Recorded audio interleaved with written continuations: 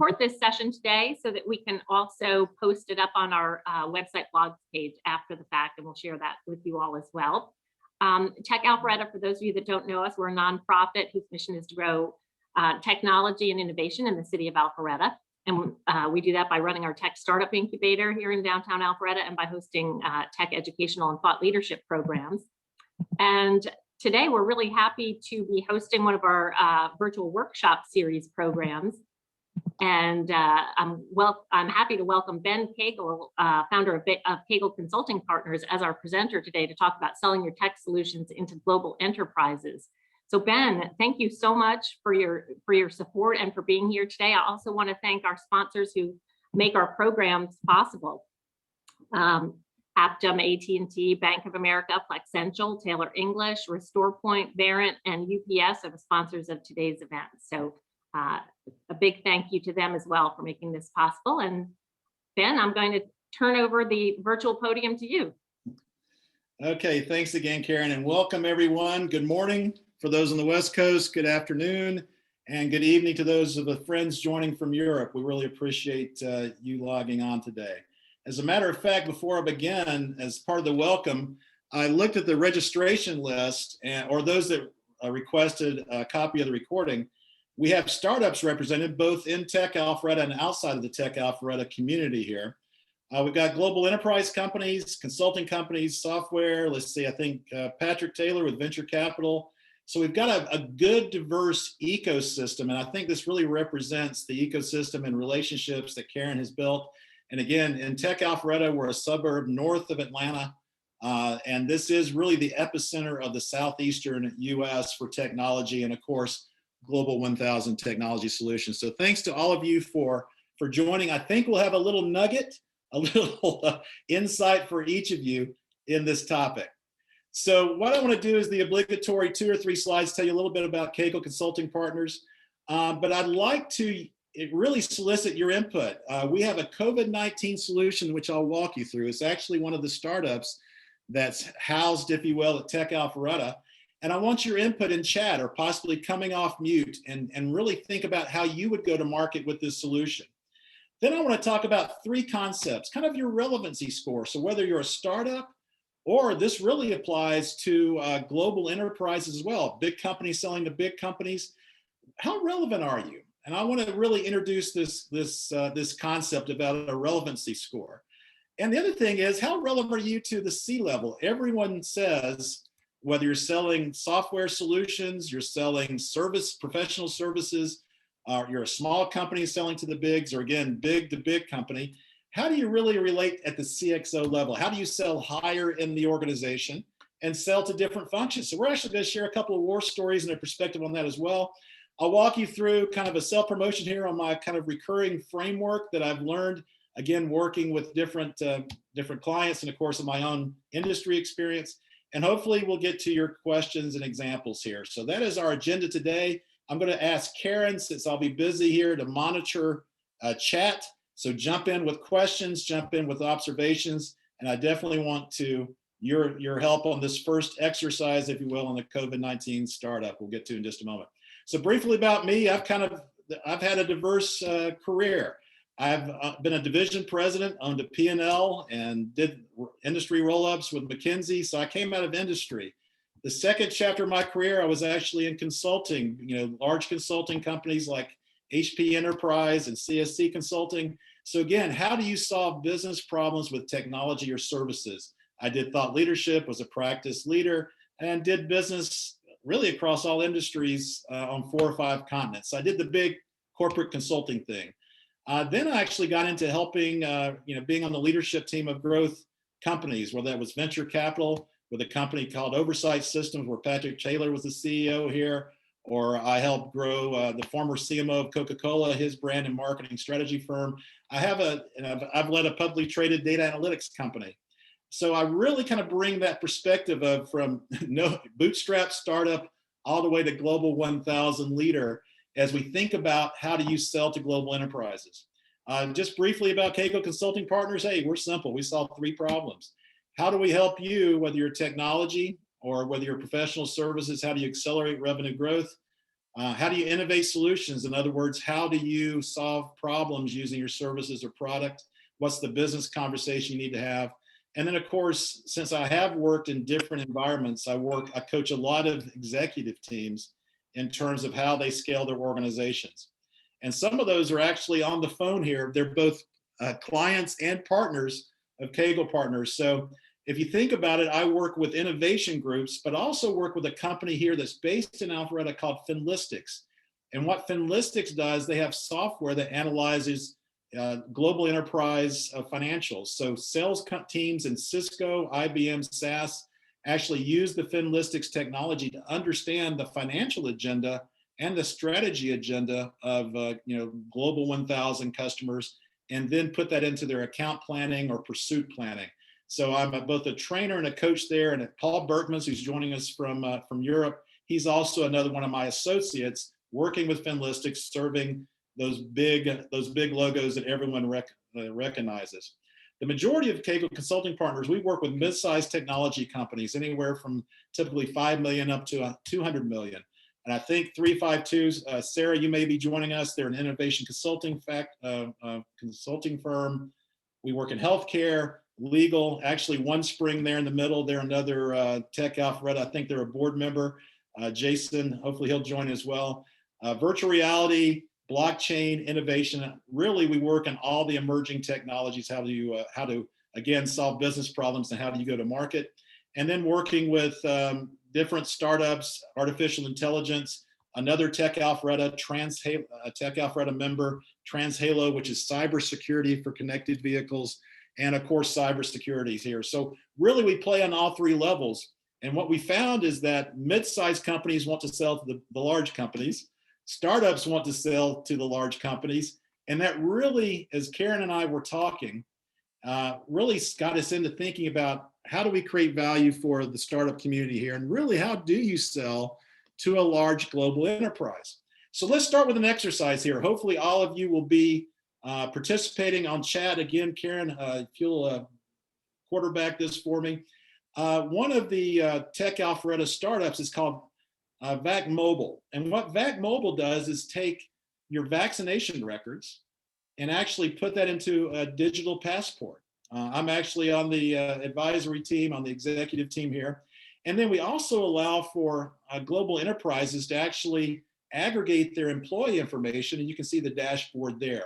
So this is all about health passes, returning to safe workplaces, but also there are other applications out there that we're finding about as we've taken this to market.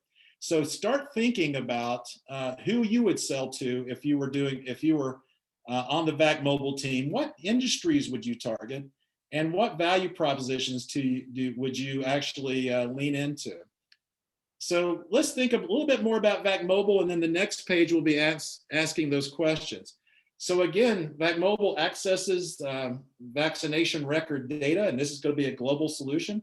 We validate that who the individual is and they've actually been vaccinated. Obviously, people are then vaccinated after they register online, and we validate that. And of course, there's a health pass generated.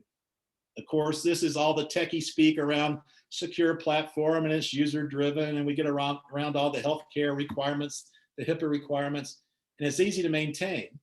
So that's the solution. So again, thinking about if you were on the executive team, how you would sell this, let's open up the chat line and talk to me about, or come off mute, talk to me about which industries would you target, what problems would you solve, what executive level would you call on, how high in the organization would you call on, and quite frankly, which business functions across the global enterprise would you actually get involved with? So I will ask all of you, don't be shy, or I will call on you.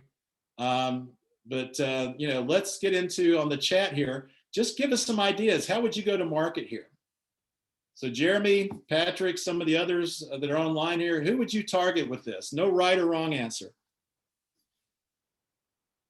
You guys are lazy today. There you go. School systems. All right, Dan, thank you for serving first. Actually, you're right. We're getting calls from universities and public school systems here. Lane, you said the legislature. That's interesting here. Lane, come off mute if you would. Talk to me about why you said that. I think that's an interesting take. Yeah, so good to hear from you, Ben. Yeah, thanks for joining.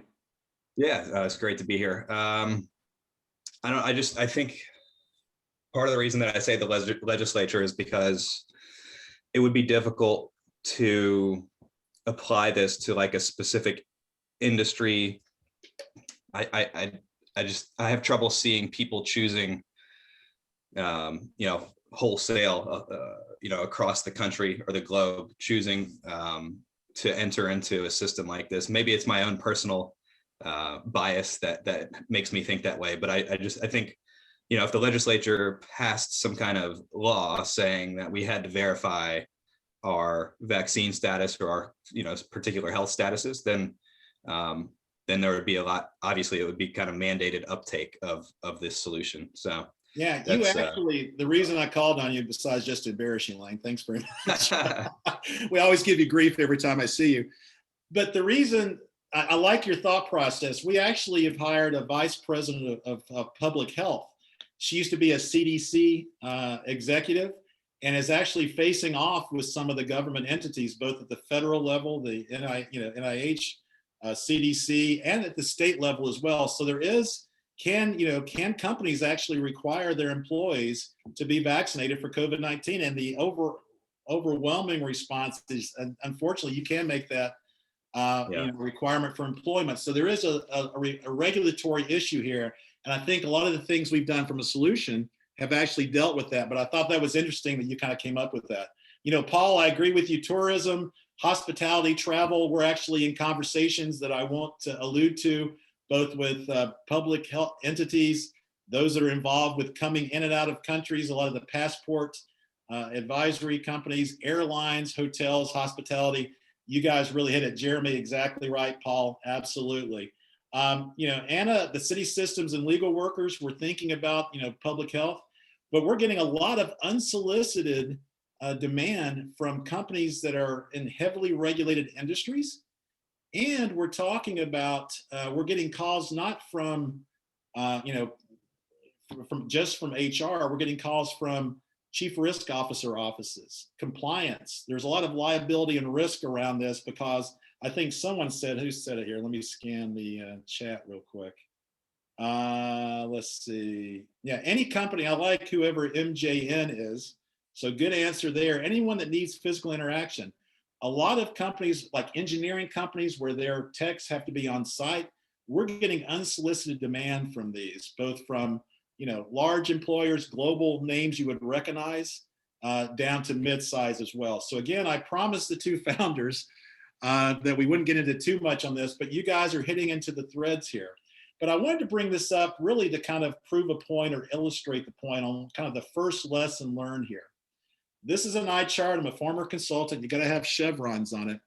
But if you think about how relevant you are and thinking about what you guys said, the first thing you really thought about was, what's going on with the macro industry disruption here? What's the trend going on? So return to work. I like the fact you had tourism and travel that's being disrupted. So there is a strong need here. And it's amazing as a startup, how high up in the organization we're able to have from a prospecting standpoint with leaders that are really looking for a solution of how to return their people to work safely, how to get their reps into their customer environment. And really on a global scale, there is no central repository for vaccination records. So there has to be another way. And we've come up with a kind of a disruptive way using technology and data analytics to validate a lot of the vaccination records. So you guys already hit on a lot of those themes. So if you want to sell into the C-level, what I'm saying, really be relevant. And what we really train with Finlistics and some of the other coaching that I give, how are you relevant to that disruption? If you think about healthcare providers, we saw how they were disrupted by, elective surgeries in the hospital networks were done away with. If you think about manufacturing, supply chains were disrupted. If you think about banking, they're going to omni-channel with smart devices and they're closing their physical branches now. There's a whole rationalization. So be aware of the impact on COVID. It's accelerated the disruption that's happening in hospitality and travel. In retail, we've all seen it. And there's a huge opportunity if you're a startup or an enterprise solution on being relevant to that trend. The other thing is we're seeing a lot of companies are actually publishing their strategies and goals. Home Depot here in Atlanta, a major retailer, 110 million US in revenue, actually told that, hey, we're going to spend up over $10 billion in IT, and it laid out their strategy. So again, if you could be relevant at the C level to what they say their strategy are, their market position, their priorities and goals. And again, what Finlistics does is look at the financial impact. What's going on financially? Are the revenues increasing? Costs going up faster than revenues? And really thinking about the financial priorities and how your solution impacts that from a financial standpoint. And more solutions and more executives are really being drawn to solutions that help them either mitigate risk, yes, cybersecurity, but also their customer risk, or they're looking for compliance, diversity and inclusion, renewable energy, resources, especially over in Europe. We're hearing a lot around going to zero carbon footprint in 5 years with utilities. How can your solution be relevant here? So be honest with yourself as a company, as a solution, as a practice area, or as a startup. How relevant are you to those dimensions on the left side here to the CXO agenda? Typically where most people begin is, hey, we've got to, let's get into kind of the execution here. And this is where you sell to the cross-functional team. Finlistics did some research, and there's about 11 to 16 stakeholders now involved. Yeah, a lot of bureaucracy in every large company decision. So make sure that your problem's understood, but also who you're talking to. The other thing is there's so many problems that can be solved for large companies. When I was on the buy side of the table, not the sell side, I used to say, hey, okay, great. You can tell me the analytics around our indirect spend. Well, so what? What's in it for me? What's the agenda here? So obviously make sure your problem is a problem we're solving, not from what you're trying to sell, but how your customers are buying. Of course, you get into the, what's your value prop, the better, faster, cheaper, the current approach, the competition. And like we always say, there's always a do nothing penalty. If that enterprise if they don't do anything, what is the penalty of doing nothing and getting people to move? Fortunately, with Back Mobile, there's a lot of penalties around that, so people are looking for a solution. But these are lessons learned here. The other thing, when I engage with clients, especially startups, they're all around the right side of this, the sales process. Hey, we need to hire someone with a Rolodex to get us into this industry. The stage gate process, the sales skills, those are all very important. But what I found is if you don't answer the left side to right side orientation, you have a lot of missing here. So that's kind of the introduction to the relevance score here. And Karen, what I'll do is ask this: if you have any questions or comments, go ahead and ping me on chat or ping Karen on chat, and we'll get your questions answered. But we'll keep going. So that's the first framework that I'd like to talk about. The second relevant score here is really the tech CXO, the CEO, the CIO. This is something I've learned talking to a lot of people. And if you think about it from your technology perspective, you're selling that big company. Hey, everyone wants to call them the CIO or the CEO or the CFO. Well, that's great. But what we're finding is that the role of the CIO is being divided even further into these other C-level executives. So what I found is that if you've got a CIO and there's really no other CTO or CIO involved, typically that's a real strategic CIO that's looking for a competitive advantage and is really a trusted advisor to the board and to their executives. Sometimes though, you find the CIO's real job is a kind of a cost center manager. They're just kind of keep the lights on. We're not doing any transformation. We're not, we're just, as they say, making the donuts every day. You phone it in, and can we do it better, faster, cheaper?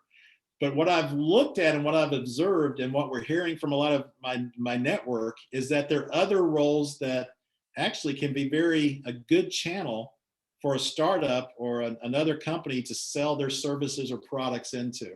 So there's a chief technology officer. So that tends to be either more strategic around, there's a lot of disruption going on in the industry, or it can mean on the right side, tactical development projects. That can be just a fancy name for, hey, this is our application development team, and we're calling him or her a chief technology officer. The other thing is chief transformation officer. And this can be around really, again, helping enterprises compete with the changing landscape, all the industry disruption I referenced, or it can be a hired gun that does nothing more than cost cutting.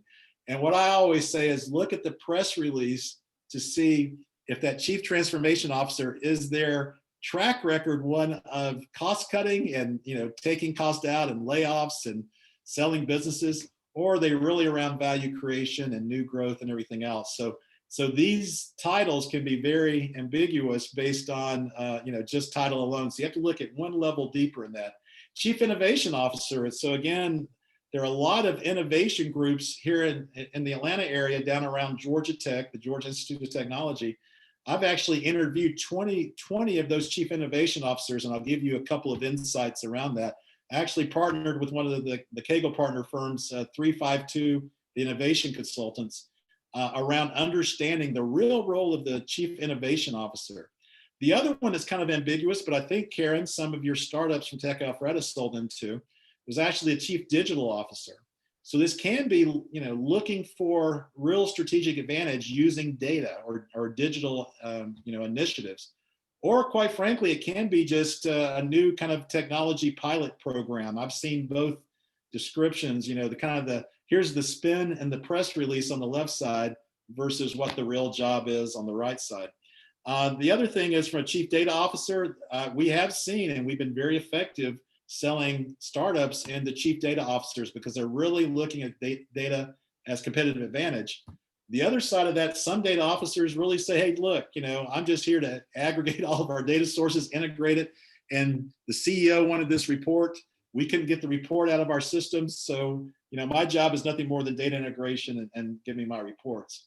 So the reason I went through all of this is that these can be shortcuts to selling your technology solution in, depending on the role. And again, going back to the last slide, how relevant you are to the strategic and the operational goals. So if you put the previous slide together with this slide, you can really have good traction, if you will. And again, with VAC Mobile and some of the other startups, we're actually working really across all of these different roles in the large global enterprise companies, the Global 1000, to actually get into that. So I referenced around just chief innovation officers to kind of give you a feel for how big companies are organized and who's who in the zoo and how much budget they have. The innovation function in the study we did, we call it the Innovation Pulse Survey. We found that innovation resided or reported in different areas here. Some reported into a chief product officer.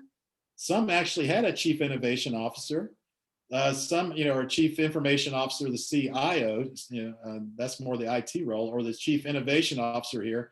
Some went into functions like chief marketing officer. Some were in shared services. So it really was all over the place in terms of where they reported to. So when you hear the word innovation, again, dig one level deeper and think about where they are in the organization and what their accountabilities are. What we found is that those innovations that were part of inside the business, embedded into a P&L, profit and loss statement, or part of a business unit, those chief innovation officers actually had budget and they were there to do something. They were there with a real agenda.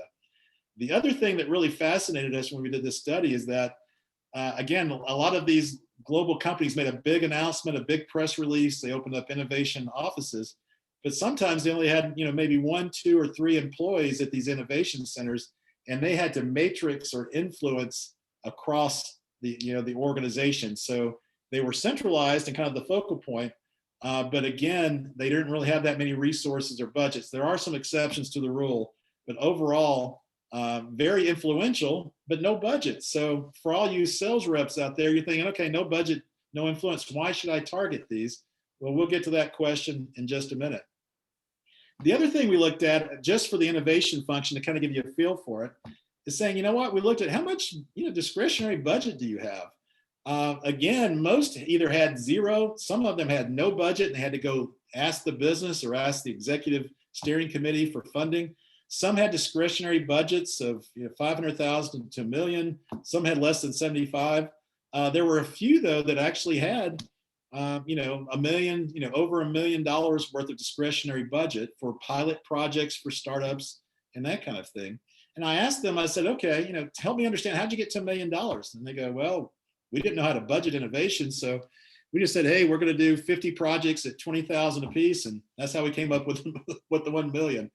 So think about, again, the budgets and everything else, but more importantly, this is what I found is CIOs are gateways, just like the other CXO levels. They're gateways to help you sell into global enterprises. And this gives you a feel for, again, how they're organized, who they report to, how many resources they have, and what their budgets are. So, all right, let's talk about another example here. I won't name the company, but there is a data analytics company down around, in the Atlanta area. They actually sell to manufacturers, and they collect data off of all these connected machines and engines and all the processes inside of a manufacturing plant. And they take that data and they can actually predict when a given piece of machinery in the manufacturing plant will fail. So really valuable. I used to run manufacturing early in my career. It's very valuable to know when that manufacturing line's going down. So we said, okay, let's rethink through this. If we sell into the kind of the central data analytics groups here, maybe in operations or manufacturing, that's going to be really a hard climb to set, to go up and get budget. The other thing is sometimes analytics and IT are, kind of centralized, or then in the CIO organization. Boy, that's going to be a long sales cycle, and really it's going to be very difficult. So what we did was we said, you know what? We just read that the CEO of this global manufacturing company stated that they wanted to use data as a competitive advantage. And they stated that they wanted to use analytics to actually have a step change in terms of financial improvement. So what we did is we actually put the financial terms around this, the strategic context, and we took this startup into the chief innovation group and the chief digital officer. And what happened is the innovation officer, the chief data officer, actually sponsored us over to the chief operation officer, who then eventually, through the sales cycle, sponsored in pilot programs for this startup. So the lesson learned here is gravity works against you. It's very hard and very noisy to get into this middle layer. So if you can, again, be relevant to that C-level agenda, and you talk about the impacts you're going to have operationally that your solution has, even in infrastructure type solutions or anything else, we found that you can come over the top and get these functional roles to sponsor you into the business, because that's their job. Their job is to find innovative solutions, cutting edge technology, artificial intelligence, virtual reality. We've worked this over and over. So again, I've seen this model happen. Now, some of you actually sell your tech solution or your services kind of into the mid-level here. Well, sometimes you get it if you're getting into, hey, just give me an RFP, a request for proposal type project, or just give me your price, everything else. If you're selling in this mid-level, a lot of the lessons we've learned is that if you can come in with more of an overall strategic message, even for like IT staffing, even for software development, you can be very effective, opening up doors using some of these big channels. And again, sell high and then let the gravity take you through the process there. All right, so let's see. We have about another 15 minutes remaining. I've got about another 3 or 4 slides, so I think we'll have time for Q&A.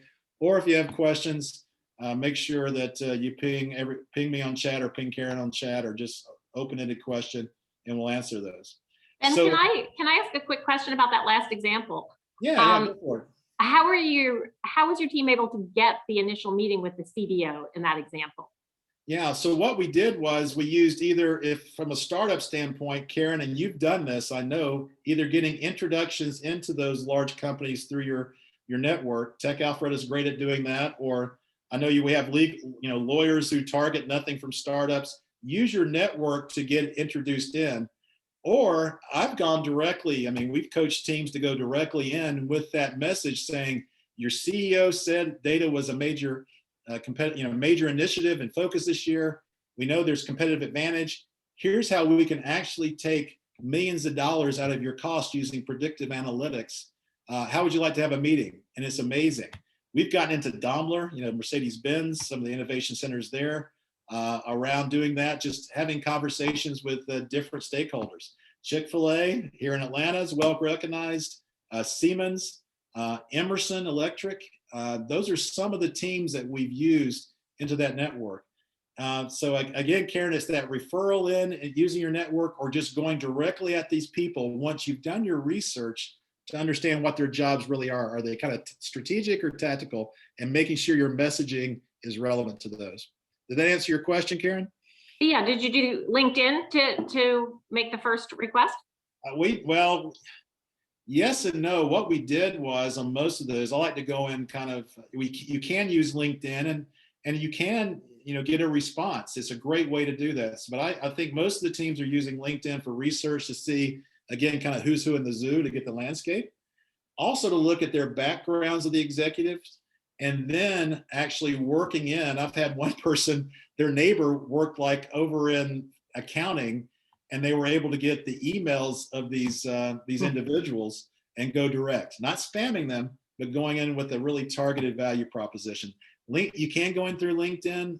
There's a lot of practices around that. I think some of the marketing advisors that are on the line here that joined will probably have a LinkedIn approach around that. But I like to go directly in with a targeted message into their email, directly personalized and very specific. And again, kind of, we're out the term, Karen, very relevant to what they're thinking about there. Make sense? Yeah, absolutely. There's a follow-on question from that popped up in the chat. Can you take that now? Yeah, absolutely. Let's see, from Mark, great details, have to hop off. Great, thank you, Mark. Check you later. And pardon me if I'm not pronouncing this correctly. Bharat, talk to me. What's the question here? What is testing hypothesis minimum value or MVP minimum value product, and a pilot program is needed to seek validation? So what you do is be thinking about the end in mind. What we're talking about is having an initial conversation, being relevant, but think through the second, third, and fourth meeting. So already have your pilot program defined loosely, right? In terms of thinking about where you're taking the client. So if they say yes, and then you actually get the meeting, it's like, man, you're celebrating that. Well, guess what? You survived the first meeting. How do you survive the second, third, and fourth meeting that's going to get you down the sales path there? So what I like to do is go in and create value. So the other thing, create value for the end user. So the way we worded the introduction in the email in this case was say, hey, look, here are your stated goals. We're cutting edge. We actually have done our research, and we're like a leading edge. We would love to share with you our learning about how to apply our data analytics and technology to your problem. Are you guys open to really kind of an idea exchange? We use the word idea exchange a lot. And people go, hey, look, that's my job. I'm supposed to be learning about this. So that way of you're offering learning for them, and then they give you the opportunity to go in and, quote, tell your story or understand their issues, and then how your solution fits.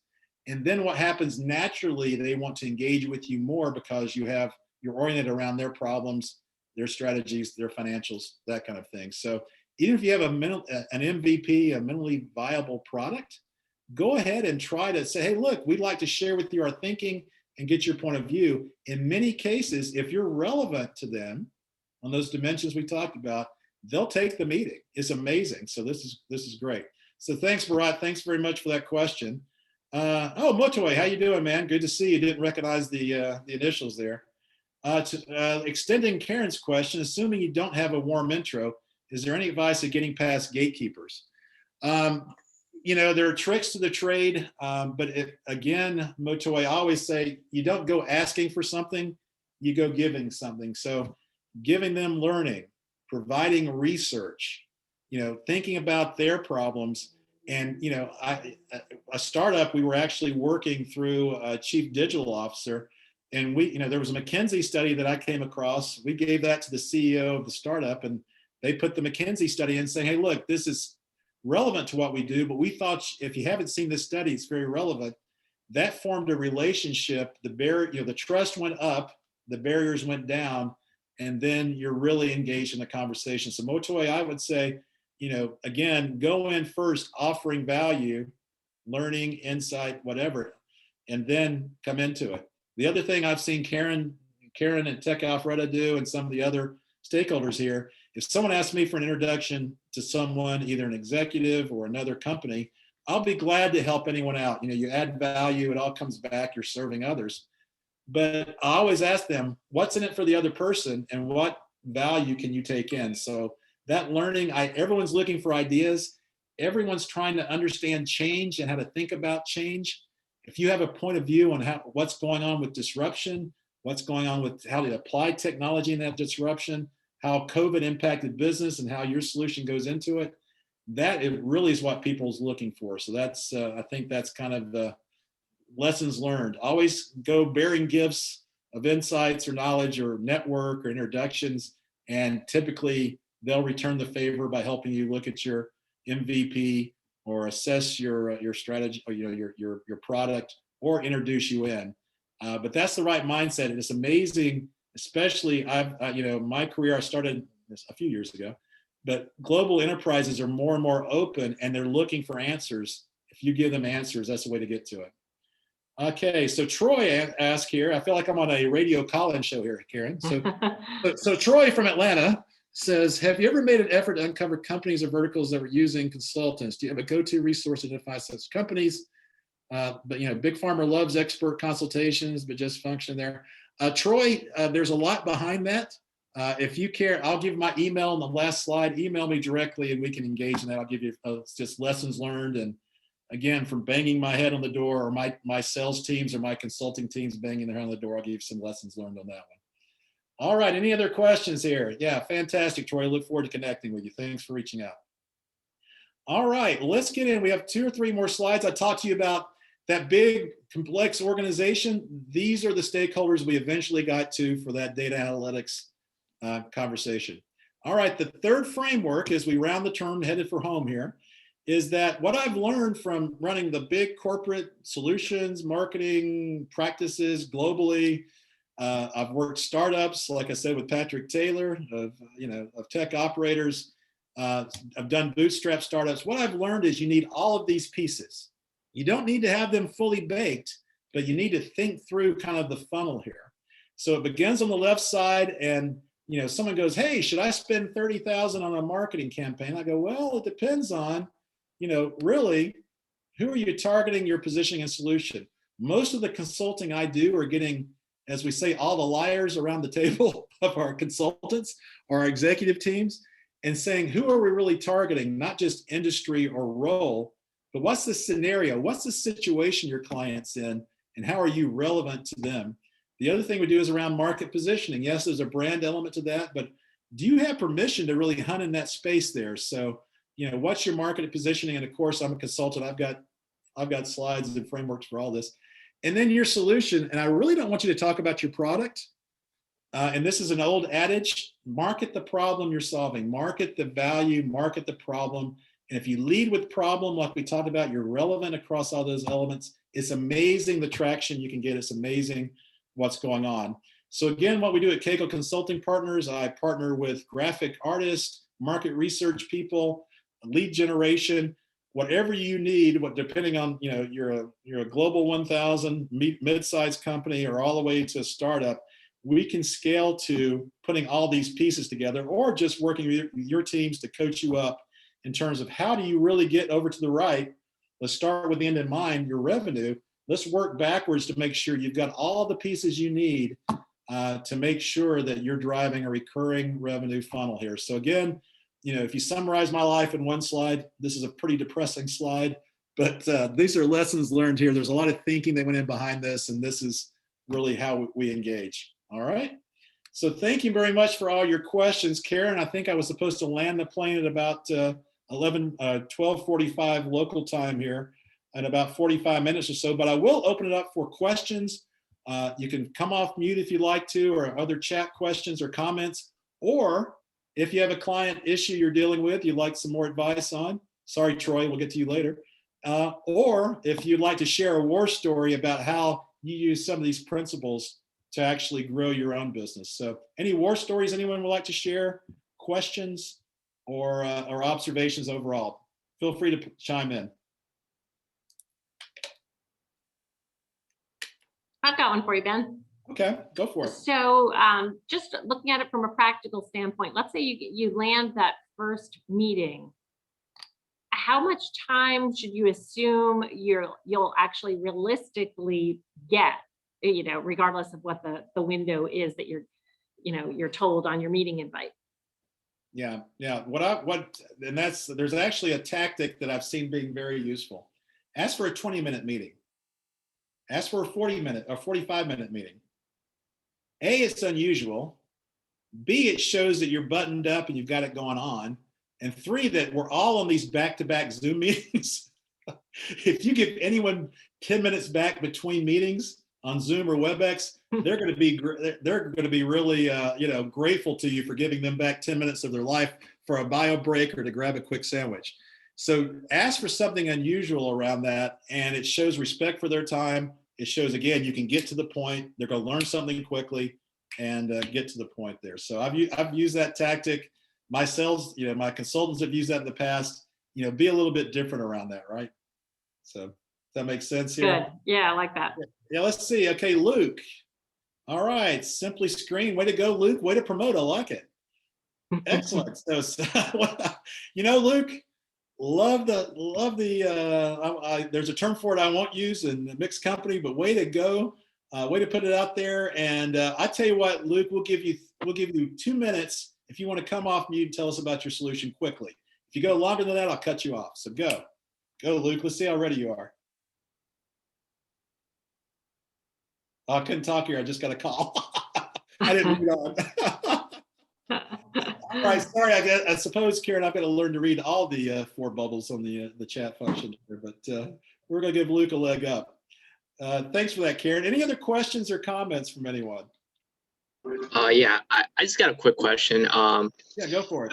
How do you interact with VPs of a particular category? You have a solution for them, but I believe that I think VPs are a little bit below the CXO category, and they do with the day-to-day activities, and you're kind of putting in a little bit of automation, so they might be a little bit risk averse, and risk averse and hesitant to being automated for a sense. So I'm just curious on your thoughts on that. Well, again, it goes back to relevancy, right? So if you're talking about the VP level, they've got to run operations, they've got to run their department. And are you talking like VP of like IT infrastructure, or what kind of vice president are you talking about? So it's a VP of capital equipment procurement. So they're a group purchasing organization, and they do a lot of capital equipment procurement for many fleets. Yeah. Yeah. Okay. As a matter of fact, I'm advising a company up in Canada. They do robotics for packaging, so similar type thing. So if you think about, how are you relevant to that vice president who's in charge of all this capital, and there's different, big equipment. They deal with the big manufacturers. They probably deal with analytics companies and everything else. I would say, how can you actually help them either get better utilization out of their capital equipment using your technology, helping them to actually assess equipment or their needs, or to design. I don't know what your solution does, but again, I would go back to how are you relevant to that, and how to go about it. So briefly, what does your solution do for that VP of capital? Yes. So we're actually like fleet management companies, they sell purchasing like as a solution. So they'll go to these they'll go to Ford, Chevy, and many vehicles, and they'll sell vehicles to the fleet, but they're the middleman essentially. Right. And Okay. our platform is a marketplace as a service. So we handle the whole order to delivery cycles for fleet procurement companies and fleet management companies. So for example, fleet manager could log in and configure a vehicle and purchase it off of that fleet management company. Yeah. Okay. Now, I think I get the gist of it. I'm familiar with some of the leasing and whatnot. So your value prop is on better. How do we do it better? Right? Faster and cheaper. Right? there's really not a value. They're not going to grow their company by using your solution. So if you can show them on those 3 dimensions, here's how we're better than the way you do it. Your people are dispersed due to COVID. You're not working together. We can streamline those processes and help you collaborate, right? That's number one.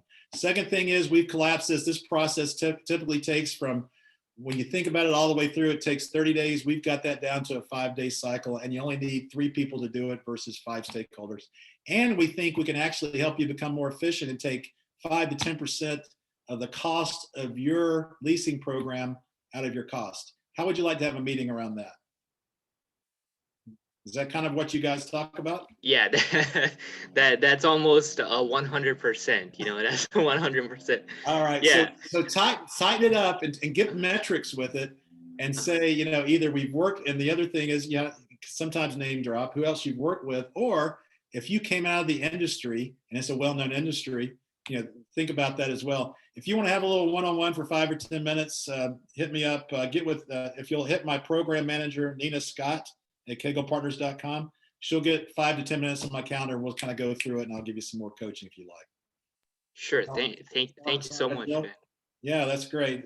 Yolanda, great to see you. She's a fantastic marketer. Thanks very much for joining. Just going through some comments here. Let's see. Kurt, great. Thank you for you. Some of these people are direct. A lot of, okay. So here's a question. And Patrick Taylor, if you're still hanging around, you may be, I don't know if you're still on or not, but there are a lot of startup investors. How do you decide which ones to choose from? So Patrick, you're a venture capitalist, and you've actually been on the CEO side as well as the fundraising side. How would you advise someone that's saying how they think about which investors to approach or which investors to choose? Patrick, are you still on? Yeah, I'm here. Sorry, missed you earlier. No worries. You didn't know there'd be participation points for this. That's right. I did not know that. I had a mouthful of peanut butters and crackers. I knew you were eating here. I thought you'd be at the Waffle House though. But anyway, go for it. So it's, let's see, a combination of factors. One, the more familiar an investor is with the market, the better off you are. They're going to understand it better. You're going to have it. They'll understand the risks. I mean, the things that you know, we're always trying to figure out the risk in an investment, and the less we know about a market, then there's just all these unknowns. It's only stack and increase your risk. So if they've invested in similar companies, it's really helpful for you. And then to get a feel for their philosophy in terms of stage, and that's the problem with that. What I just said, stages, names. I don't know what stage means. What a seed is, pre-seed, post-seed, Series A. I don't. It's confusing to me. But there are clearly some people that'll just invest in a person. And then some people that want to see revenue or more and more revenue or some evidence of product market fit. So you want to try to get a feel for what stages they do. And, you know, people break into typical, you know, there's angels and angel groups, and they're a lot of time the people that are investing in the person to get started. We tech operators, we say we want to see a company, we want it to have $1 million in ARR, you know, show us acceleration. And then I'll state that we're all a bunch of former entrepreneurs, so we're not even that good at following our own rules. And so, you know, we just made a couple of cybersecurity investments that were 2 guys that hadn't quite finished their product yet. So, yeah. Well, I was surprised you're that early, but obviously you guys. We're more prone to do that in cyber because we at least think we understand it better. It kind of gets back to that. I guess I could use that as an illustration. We're more reluctant to do that if it's a B2B market that we've never done anything in before. It'd be hard for us to decide to do it with 2 guys. Yeah. So I think and part of my pronunciation of your name, I think is Hugh. If you want to connect, if you want to just email Nina, and I've got some points of view as well. But I would also look at like tech operators or other people that, yes, know your industry or know your value prop and technology, and they've invested in that, but also have the network to introduce you in and help you get up into that C-suite, what we're talking about, selling large organizations. So people like tech operators, a lot of the other VCs here in Atlanta on the East Coast, West Coast, part of their value proposition is they bring an ecosystem of relationships. Make sure you understand that, because that could be a make or break for you. So that's another lesson learned there. PT, thanks for jumping on. Thanks for calling the other day. I may have a couple of ideas for you, so we'll ping you in a couple of days Okay. and catch up. Thanks again, and thanks for not talking with your mouth full. Good job. Hi, Ben. There's one more question on the chat here. Okay, perfect. Okay, Juan, let's say you nailed the meetings and the company's interested in using your solution and services. However, the company doesn't do business with startups or other small businesses. How do you get around this issue? All right. There's some people, I know you're gonna be shocked by this one, are just, they're risk averse, right? They don't want to risk their careers. They have the pucker factor. They're very, very wound tight, and they have zero risk for tolerance. So if you're selling to a financial person, an engineer, whatever, they like to deal in absolutes, right? If you're dealing with a marketing person and sales oriented person, they like ideas and newness, and there's kind of a personality there, but also there's the company culture.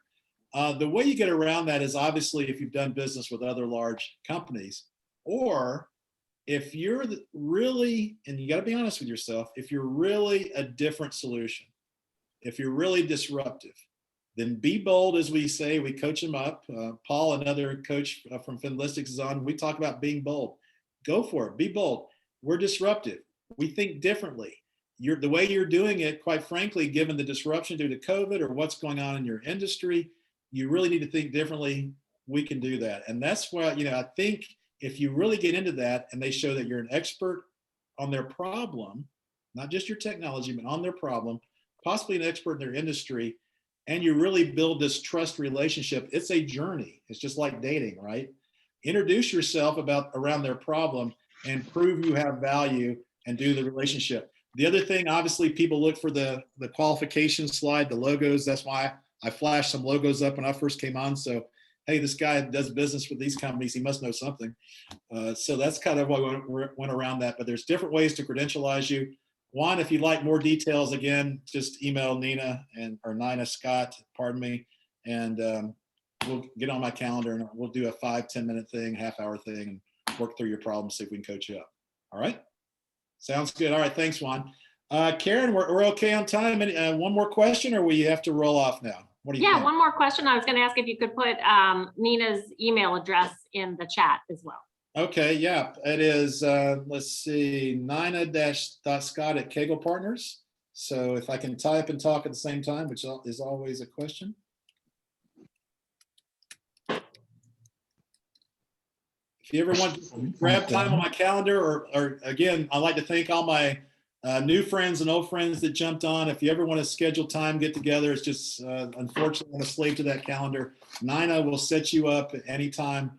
And really want to catch up. And again, I've learned a lot. People are kind of investing in me by sharing these ideas with the large global companies literally around the world, the new tech startups. You're never finished learning. So I like to see if I can help you out. And I'm sure I'll learn something from you as well. So please don't hesitate to reach out here. All right, hang on. Let me put her address. I think I just did it to one person. Sorry, Nina. Scott at Kegel Partners. And of course, if you want to learn more about us, our services, or any other ideas, hit us up at kegelpartners.com. All right. Anything else, Karen? No, nothing else from my side, except thank you so much, Ben, for taking the time to share these great strategies and tips and share your experience. Really appreciate that. Great presentation. Really appreciate everybody that joined us here today. Yeah, thanks very much, everyone. And again, make sure you learn about techalpharetta.com. It's amazing what Karen and Dell and the team is doing up to. And again, thanks for all my friends for joining. I really appreciate you guys investing in an hour or so to catch up and hopefully validate some of these ideas. Look forward to talking to many of you soon. Thanks again, Ben. Thanks, everybody. All right. Take care. Thank you.